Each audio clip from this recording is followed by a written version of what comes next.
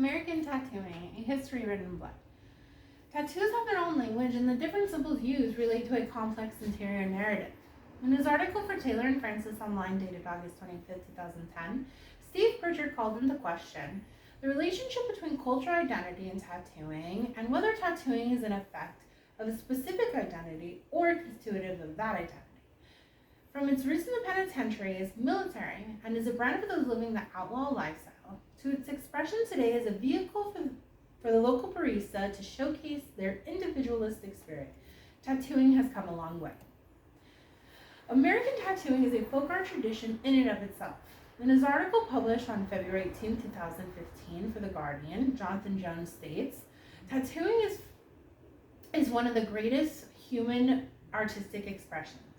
It may also be the oldest. From the swallows and nautical stars that proudly display the travels and adventures of Navy sailors, to the bold patches sported by bikers to proclaim to the world they are one percenters, to the modern day tradition of female survivors of sexual violence getting images of Medusa to acknowledge their survival of trauma, American tattooing is a language only the initiated speak and understand. Tattooing has evolved throughout the years and will continue to evolve to reflect the narratives and attitudes of the times. A peek into the history of American tattooing, where it started, its significance in culture, and the shift in paradigm that led from American tattoos and their collectors' stigmatization to its acceptance in conventional society.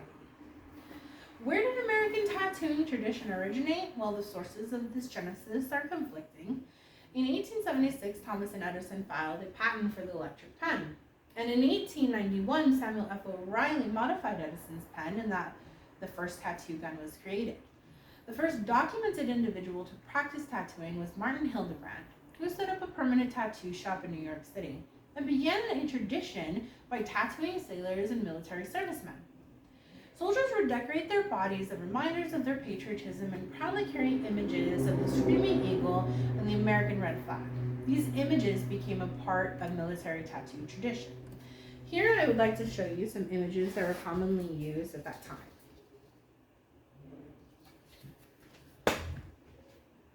The proliferation of tattoos came from this new spirit of patriotism where plain boys that went to war proudly decorated their body with what was then viewed as a primitive practice. This gradual introduction of tattooing to the American populace later paved the way for different turns and twists of the American tattoo tradition to tell the story of different subsets of American culture and their cultural identities. American tattooing started as a way to identify travels or military affiliation, but soon American tattooing started to flourish in the California state prisons. The crude materials that were available to inmates were used to tattoo representations of cultural identities and affiliations in a system that was heavily segregated by race. Dale Knoll proposes the question in his article for Racism.org, published May 13, 2012, are inmates in California prisons innately racist, or is there something about California prisons which creates racial struggle requiring inmate segregation? These complicated depictions and coded symbols were methods of communication and a way to identify who was who and what they have done. The single needle was available to prisoners, and unlimited free time led to huge innovations in the technique of tattooing and to the birth of black and gray realism. Recently, tattoos have been utilized as a vehicle to narrate significant life events. According to Jennifer L. Buckle in her article published March 30, 2022 on Psyche.com, she says, for some, memorial tattoos provide a means of maintaining a sense of connection with the deceased loved one. They represent and facilitate a continuing bond, a bond that was changed by death but nonetheless endures. From the first depiction of tattooing on the silver screen, American audiences were captivated by movies like Easy Rider, American History X, and American Me. The idea of a tattooed anti-hero really spoke to American audiences' collective psyche. This statement from Sal Kotenberg in his article for the Academy of Ideas on May 20, 2022 rings especially true. The anti-hero is the individual has utterly failed at his attempt at social heroism, finding both the path of the sheep and the way of the peacock too difficult and too absurd to follow.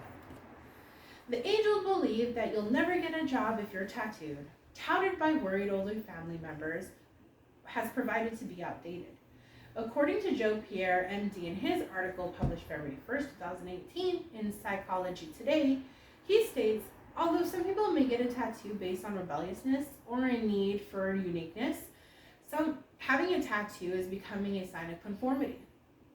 The paradigm has shifted, and tattooing today is not a tradition isolated to the military, convicts, or bikers, but is something that all people of age can enjoy.